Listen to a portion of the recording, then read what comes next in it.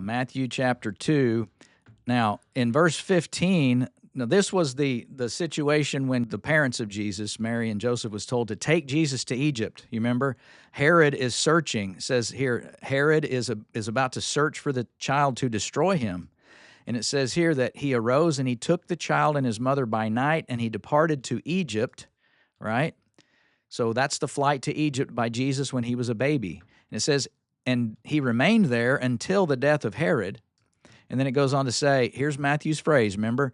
This was to fulfill what the Lord had spoken by the prophet, and he's going to quote from Hosea chapter 11 and verse 1. And here's the quote, out of Egypt I called my son. The difficulty comes in when you look at Hosea in context. In the historical context of Hosea chapter 11 and verse 1, there is absolutely nothing that would lead a person who reads the Old Testament to think that that's a prediction and that there would be any way to fulfill it because it's not even a prediction. Let's look at Hosea chapter 11 and verse 1 and see that this is a chapter that is highlighting the Lord's love for Israel. And again, this is the nation of Israel. And it starts talking about the history of Israel. In fact, it starts when it says, when Israel was a child, I loved him. So it's talking about when the nation was just in its very infancy. And the next phrase is parallel, very similar to it. It says, out of Egypt, I called my son. That is a parallel to that first phrase, when Israel was a child. That is, Israel is God's son in this verse. When Israel was a child, I loved him. Out of Egypt, I called him, right? I called him out. We know historically what Hosea is referring to. He's talking about the Exodus, when Moses led the children of Israel out of Egyptian bondage through the Red Sea and, out into the wilderness and so forth. That's what Hosea is referring to, and it shows God's love, his love throughout history for this nation of Israel. When Israel was a child, I loved him, and I called him out of Egypt. He's my son, right? And but here was the way that they behaved, right? The more they were called, the more they went away. They kept sacrificing to the Baals and burning offerings to idols. Well, we've read that throughout these prophets. Israel went astray on a regular basis. Even though God loved them and God was a father to them and they were God's son, he birthed them out of Egypt and so forth. This is the context of Hosea. Anybody reading this the years before Jesus was born would never think that this is a prediction, because it's not. It's not a prediction. It's a historical reflection about Israel's history in Egypt. So how can Matthew say that when Jesus was taken to Egypt and then out of Egypt went back to Palestine, that he was fulfilling this prophecy or this statement from Hosea the prophet, chapter 11, verse 1? It's not a prophecy per se. It's not a prediction. How did Jesus fulfill it? That is key. Much of what Jesus accomplished in fulfilling was not about fulfilling some specific prediction. It was about embodying in an ultimate way all of the ways that the Old Testament foreshadowed him and typified him. And this is one of the ways that he did so. So here is the point that we're making, and you could write this down if you had a big Roman numeral 1 right there. Jesus is the faithful Israel of God.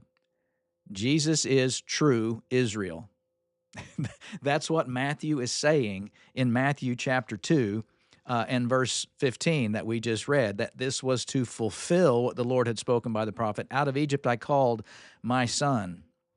When Jesus went down to Egypt and then he was brought back to Palestine, it was like Israel was being brought out of Egypt as God's son in the Old Testament, only here it is the fullest and most perfect sense in which God could call a son out of Egypt. Jesus is the perfect Israel here. Now, Matthew is going to continue this theme in the following chapters, and this is fascinating if you follow with me here, okay? If we understand this, that Jesus is God's true Israel, his true nation, the embodiment of what Israel should have been instead of going astray all the time, Jesus is the true Israel, we'll see, for example, if this is the exodus of God's nation from Egypt, true nation, Jesus, what was the next step in Israel's journey? They got brought out of Egypt. Then where did they go? They went through the Red Sea. In the very next chapter, Jesus is baptized. The baptism of Jesus. Then Jesus came from Galilee to the Jordan to be baptized by John. But John would not allow it. He wanted to prevent him, and he said, I actually need to be baptized by you. John was correct in knowing that Jesus didn't have to be baptized because he didn't have any sins. But what did Jesus do? He said, let it be so now, because it is necessary or fitting for us to, there's that word, fulfill all righteousness. In other words, Jesus had to be baptized because he is embodying and representing an entire nation of people in a perfect way.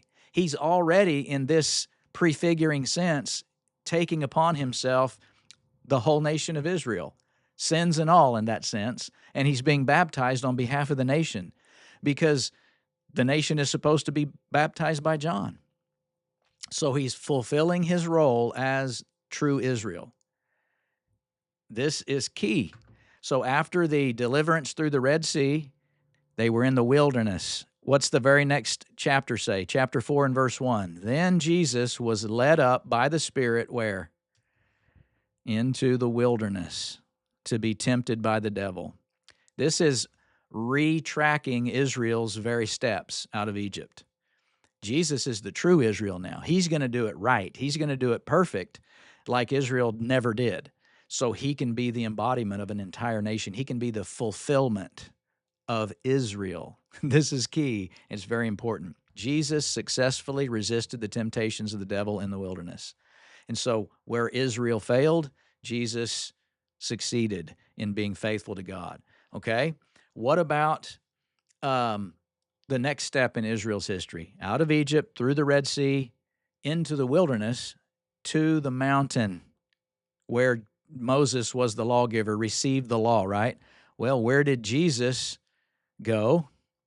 In chapter 5. Seeing the crowds, he went up on the mountain. Matthew is doing this deliberately. He's showing Jesus as the fulfillment of the nation. Matthew is one of the most Jewish or Israelite books in the Gospels, right? He talks about the Old Testament connection to what Jesus did, and he is already presenting Jesus as the perfect embodiment of Israel, of God's nation, of what Israel should have been, but wasn't.